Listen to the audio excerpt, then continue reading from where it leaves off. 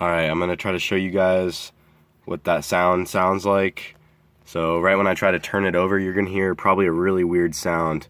It doesn't sound like the engine's trying to crank at all. It just sounds really bad here.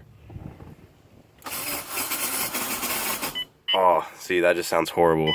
That just sounds like metal grinding on metal really hard. And let me see if I can get it to start though.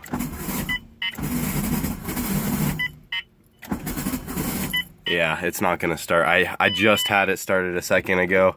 The starter engaged.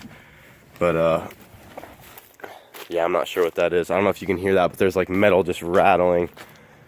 So something's definitely up with the starter. I could see the flywheel. I looked at it last night. The teeth on the flywheel look like they're all in good shape. So also my transmission's kind of covered in oil still. My valve cover is leaking a little bit.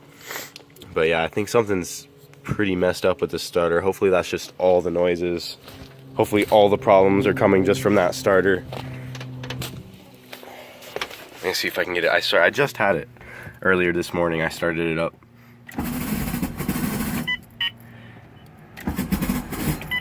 Oh, that just sounds so bad.